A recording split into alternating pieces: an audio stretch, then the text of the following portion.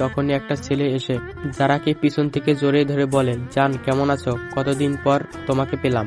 একজন জড়িয়ে ধরলো আর আমি কিছু বলছি না, কারণ একটাই, আমি এই সিনিয়র বউয়ের সাথে সারা জীবন কাটাতে পারবো না। তখনই ঠাস একটা শব্দ শুনতে পেলাম। ভাবছেন চরটা আমার গালে পড়ছে? আরে না, চরটা ওই ছেলেটার গালে। ছেলেটা গালে হাত দিয়ে দাঁড়িয়ে আছে, আমি অন্যদিকে তাকিয়ে আছি, মনে হয় আমি কিছু দেখি নাই। এই কে তুই? আমাকে জড়িয়ে ধরলি কেন? সরি আপু, আমি ভেবেছিলাম মিতু দাঁড়িয়ে আছে।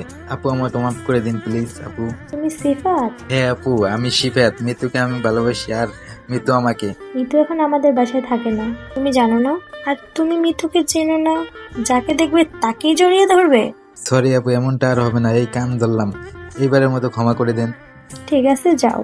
ছেলেটা চলে গেল। তারা আমার দিকে এগিয়ে আসছে কিছু একটা বলতে, কিন্তু আমি বলতে সাহস পাচ্ছি না। তখনই আমার গাড়িটা চলে আসছে। আমি ড্রাইভারকে বলে দিলাম যারাকে বাড়িতে নিয়ে যাইতে, আর আমার সবগুলো ব্যাগ গাড়িতে দিয়ে দিছি। যারা তুমি বাড়িতে যাও, আমি আসতেছি। তুমি সাথে গেলে আমার ভালো লাগতো। তোমার ভালো লাগবে কি ভালো লাগবে না তা দেখে আমি কি করব? তোমার তো ভালো লাগার মানুষের অভাব হবে না বলে ড্রাইভারকে বললাম চলে যেতে। আমি ওই ছেলেকে খুঁজতে লাগলাম। আসলে মিতুকে ভালোবেসে নাকি যারাকে ভালোবাসে এইটা আমাকে জানতে হবে। যাক, একটু খুঁজতে সিফাতকে খুঁজে পেলাম। কাছে গিয়ে সিফাতকে আমার পরিচয়টা দিয়ে জিজ্ঞেস করলাম আসল সত্যটা কি। যারা আপু আপনার বউ? হ্যাঁ, আমার বউ। মিতু হচ্ছে যারা আপু খালাতো বোন। আগে যারা আপুদের বাসায় থাকতো। তাহলে আপনি মিতুর সাথে প্রেম করেন? হ্যাঁ, কিন্তু কেন? না, এমনি ঠিক আছে বলেই চলে আসলাম। সারাটা দিন ঘুরে রাতে বাড়িতে আসলাম তখনই। কিরে ইসমাইল, হয়েছিলি এতক্ষণ? কেন, কি হয়েছে? নতুন বউকে বাড়িতে একা একা রেখে কোথায় গিয়েছিলি? দেখো আম্মু, আমি আজ একটা কথা স্পষ্ট বলে দেই, আমি এই মেয়ের সাথে কোথাও যেতে পারবো না। আর এর পরের যদি আমারে ভরসা করো তাহলে আমি বাড়ি থেকে চলে যাব। ঠিক আছে, আমাকে সাথে নিয়ে যেতে হবে না, আর তোমায় বাড়ি ছেড়েও যেতে হবে না। ঠিক আছে, আমি কোথাও যাব না। বলে রুমে আসলাম। এসে খাটের উপর মোবাইলটা রেখে ফ্রেশ হতে বাথরুমে গেলাম। হঠাৎ মনে হলো, আরে মোবাইলটা তো লক করা হয়নি, যদি যারার হাতে পড়ে তাহলে আজ আর রক্ষা নাই। তাড়াতাড়ি করে বের হলাম। যা সন্দেহ করছি তাই হলো, যারা আমার মোবাইল হাতে নিয়ে দেখছে। আমাকে দেখা মাত্র হাত থেকে মোবাইলটা খাটের উপর রেখে দিল। সরি, আমি তোমার নাম্বারটা নিতে চাইছিলাম, আমার মোবাইল নাম্বারে কল করে। তোমাকে আমার নাম্বার নিতে হবে না। আর আজকের পর যদি তুমি আমার মোবাইল বা পার্সোনাল কোনো কিছুতে হাত দাও তবে খারাপ করে ছেড়ে দিব। আমার ভুল হয়ে গেছে, আর এমনটা হবে না। এখন আব্বু তোমাকে ডাকছে নিচে যেতে। তুমি যাও, আমি আসতেছি। তারা চলে গেল। যাক, আল্লাহ বাঁচাইছে। যদি ছবিগুলো দেখতো আর আব্বুকে বলতো তাহলে আমার কপালে শনির দশা। দূর, হিটলারটা আবার কেন ডাকছে আমারে? জীবনটাকে একেবারে নরক বানিয়ে ছাড়বে। কতদিন মিনা সোজা তো রিপাকে দেখছি না, আজ রাতে যেতে হবে। আগে তো হিটলারটার কাছে যাই। হ্যাঁ আব্বু বলেন, কেন ডাকছেন? কাল থেকে তুই যারাকে তোর সাথে কলেজে নিয়ে যাবি। যারা আর তোমার কলেজ নাকি এক কলেজ? কাম ছাড়ছে, তাহলে আমারই কলেজ যাওয়া বন্ধ হবে মনে মনে। রাতে আমার লুঙ্গি ঠিক থাকে না, তুমি খাটের উপর ঘুমাবে না। আমার ঘুমের ঝামে মাঝে লুঙ্গি খুলে যায়। কি বললে? তোমার লুঙ্গি ঠিক থাকে না? হাসছেন কেন? হাসবো না তো কি করব?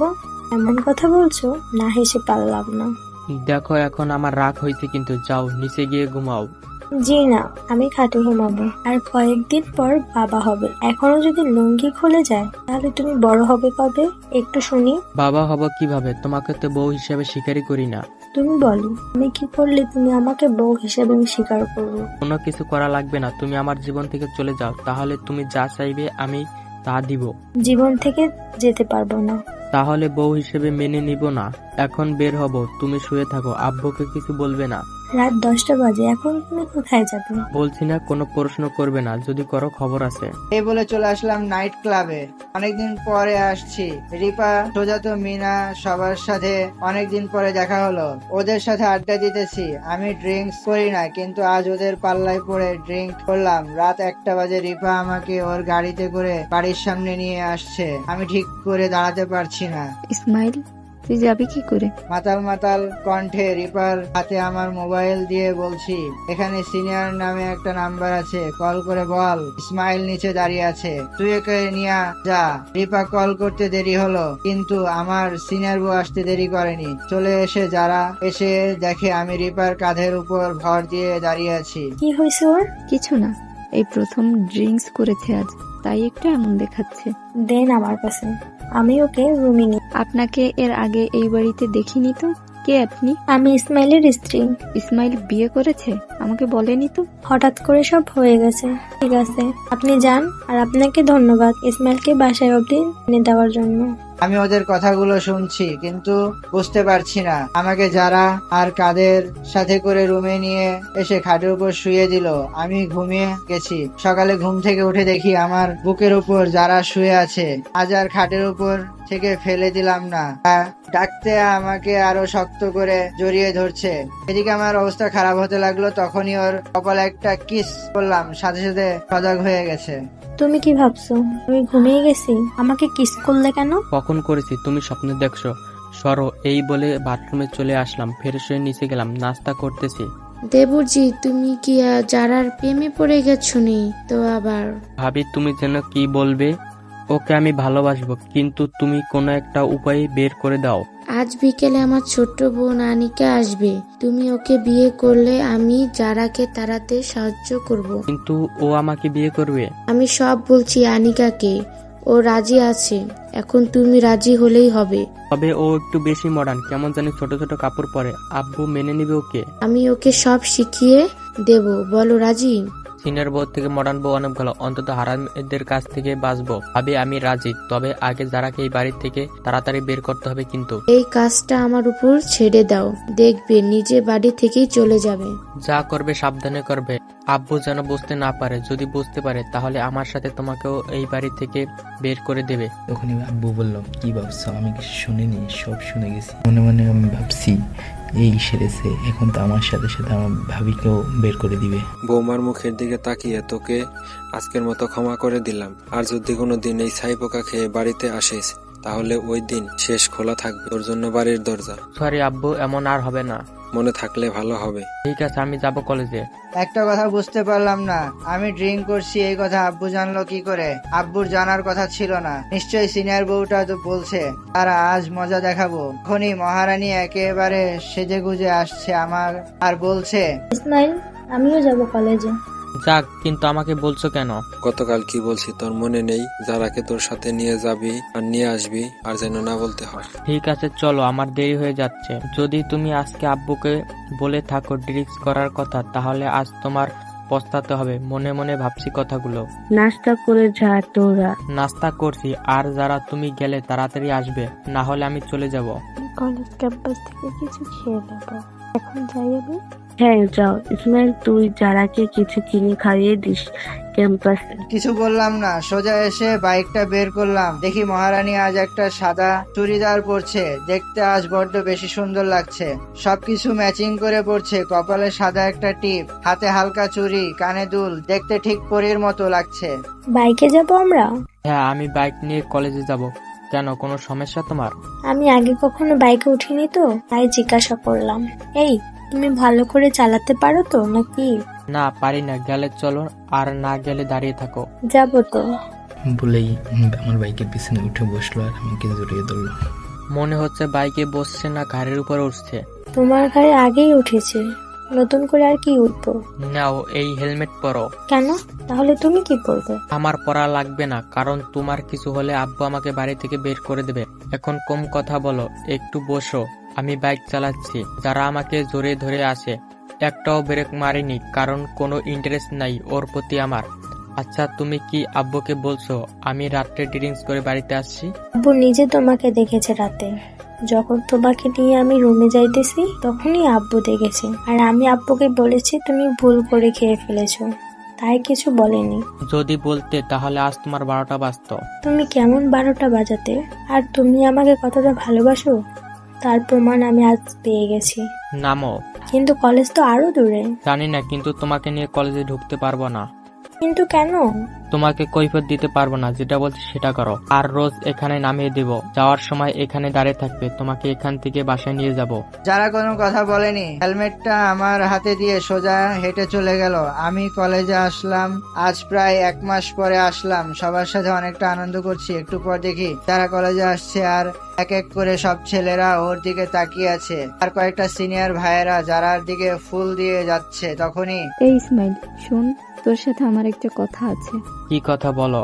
এই মেয়েটাকে কাল রাতে আমি তোদের বাড়িতে দেখেছি। আর মেয়েটা বলছে তোর বউ। রিবা, তুই যা চাইবি তাই দেব, এই কথা বলিস না কাউকে প্লিজ। ওকে, বলবো না, তবে আমার শপিংটা করে দিতে হবে। অনেক দিব। তখনই দেখি একটা ছেলে যারার সামনে হাঁটু গেড়ে বসে একটা ফুলের তোড়া যারার দিকে দিয়েছে, আর যারা সেটা হাত দিয়ে নিয়েছে। আমি দেখে সাথে সাথে মোবাইল বের করে এই দৃশ্যটা ভিডিও করেছি। যারা ফুলের তোড়া হাতে নিয়ে সোজা ছেলেটার মাথায় বাড়ি দিয়ে সব ফুল মাটিতে ফেলে দিল। আমি মোবাইলের ভিডিওটা করছি, আর ও যখন হাতে নিছে সেই পর্যন্ত এডিট করে সেই সেভ করে রাখলাম। তখনই আমার বন্ধু সোহেল এসে বলছে, আপুর পিছনে অনেক ছেলে ঘুরে কিন্তু কাউকে পাত্তা দেয় না। না দিলে না দেখ, আমি কি করব, চল ক্লাসে যাই। ক্লাসে আসলাম, এসে 3টা ক্লাস করলাম, তারপর বের হয়ে দেখি যারা বাইরে বসে আছে। তখনই মনে পড়ে গেল বাসা থেকে কিছু না খেয়ে বের হয়েছে, কিছু মনে হয় খায়নি। একটা কল করে দেখি, কল করলাম, সাথে সাথে রিসিভ করলো। আমি যারাকে দেখছি কিন্তু সরাসরি কথা না বলে মোবাইল কল দিচ্ছি। তুমি আমাকে দেখছো তারপরও কল করলে কেন? সরাসরি কথা বললে যদি কেউ বুঝতে পারে তাই। কেন করলে বলো? তুমি কিছু খেয়েছো? না খেলে তোমার কি? ঠিক বলছো, আমি কি এখন রাখি? কেটে দিলাম। আমার দিকে কটমট করে তাকিয়ে আছে, মনে হচ্ছে এখন কাছে পেলে খেয়ে ফেলবে। আমি কলেজের ক্যান্টিনে গেলাম, একটা পার্সেল প্যাকিং করে ক্যান্টিনের ছেলেটাকে দিয়ে যারাকে দেখিয়ে পাঠিয়ে দিলাম। একটু পর ছেলে আসছে খালি হাতে, বলছে, ভাইয়া আপনাকে দিয়ে আসছি। কিছু বলছে তোকে? ছেলে জিজ্ঞাসা করছিল কে পাঠিয়েছে, আপনার নাম বলতেই আর কিছু বলেনি। নেই, এই টাকাটা রাখ। প্রায় 2টার দিকে কলেজ থেকে বের হলাম। ঠিক একই ঘন্টা হচ্ছে যারার পেছনে ছেলেদের লাইন লেগে আছে। এই ছেলে বলছে আমার গাড়িতে আসো, ওই ছেলে বলছে আমার বাইকে আসো। তা দেখছি আমি, কিন্তু কাউকে কিছু বলছি না। সেম জায়গায় এসে দাঁড়িয়ে আছি বাইকটা নিয়ে। তারা হেঁটে হেঁটে আসছে, আমি দেখছি কয়েকটা ছেলে যারাকে ডিস্টার্ব করছে। এবার মনের ভিতর কেমন একটা অনুভূতি কাজ করছে, যারাকে এইভাবে তারা ঠিক হবে না। একটু পেছনে গিয়ে বললাম, যারা সবগুলা ছেলে চলে গেল। তুমি যাও, আমি রিক্সা নিয়ে চলে যাব। তুমি কি চাও আমি বাড়ি থেকে বের হয়ে যাই? আমি কি বলছি? তাহলে বাইকে বসো। একটা শর্তে বসতে পারি। কি শর্ত বলো? রোজ কলেজ গেটের সামনে আমাকে নামাবে, আবার কলেজ গেট থেকে উঠাতে হবে। ঠিক আছে, তবে কেউ জিজ্ঞেস করলে বলবে তুমি আমার ফুফাতো বোন। ওকে, বলবো। আর তুমি আমার জন্য খাবার পাঠিয়েছো। হ্যাঁ, না পাঠাইনি। বুঝেছি। চলো, দেরি হয়ে যাচ্ছে। যারাকে হেলমেট পরিয়ে বসালাম, পেছনে আমাকে একবার জড়িয়ে ধরছে। ভালো লাগে যারাকে আমার শুধু সিনিয়র বউ হিসেবে মেনে নেই না, তা না হলে কোনো কিছুর কম নাই। দেখতে মাশাআল্লাহ, বউ আমার না হলে এত ছেলে পেছনে ঘুরে। এই প্রথমবার আমি কাউকে জড়িয়ে ধরে বাইকে উঠে বসেছি। এখন আমি কি করব? আমার কত স্বপ্ন ছিল তোমাকে নিয়ে, কিন্তু তুমি পাত্তা দাও না।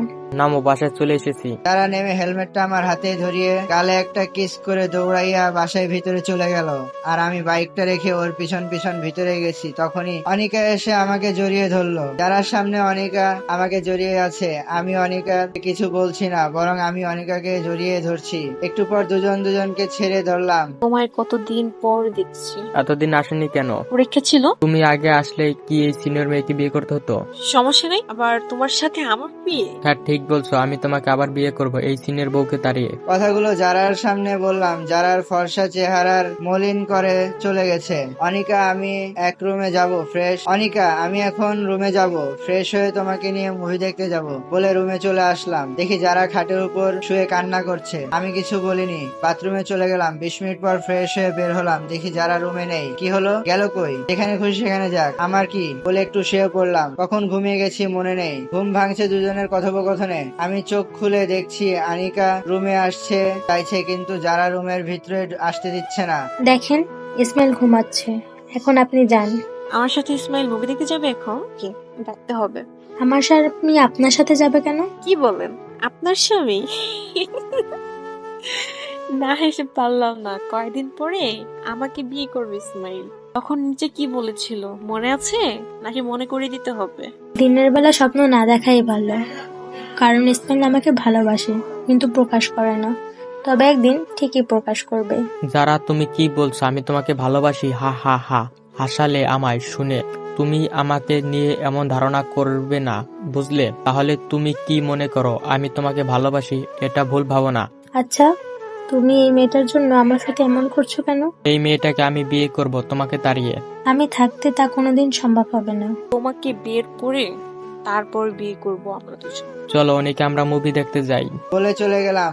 আমরা দুজন যারা তাকিয়ে আছে, সত্যি বলতে আনিকা তারার সামনে কিছু না। তারা দেখতে অনেক সুন্দর, ভদ্র, ভালো মেয়ে। আনিকা একটু মডার্ন মেয়ে, দেখতে সুন্দর, তবে যারার সাথে তুলনা করা যাবে না। আমি বাইক চালাচ্ছি, আনিকা আমার পেছনে বসে আমাকে জড়িয়ে আছে। যারা আমার পেছনে বসলো, যতটা ভালো লাগছে অনিকাকে এতটা ভালো লাগছে না। আমরা দুজনে ঘোরাঘুরি করে রাত 10টা বাজে আসলাম, তখন দেখি যারা নিচে বসে আছে। ইসমাইল এসো, খাবার খাবে। খেয়ে এসেছি, এখন খাবো না। আর তোমাকে না কতবার বলেছি আমার জন্য অপেক্ষা করতে না?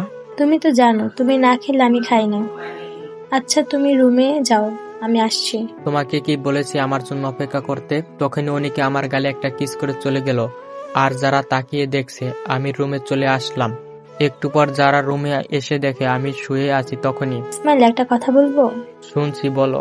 আমি যদি কাউকে জড়িয়ে ধরি, কিস করি, বা আমাকে কেউ কিস করে, তাহলে তোমার কিছু আসবে না? না, আসবো না। ভেবে বলতেছো নাকি আগে বলতেছো?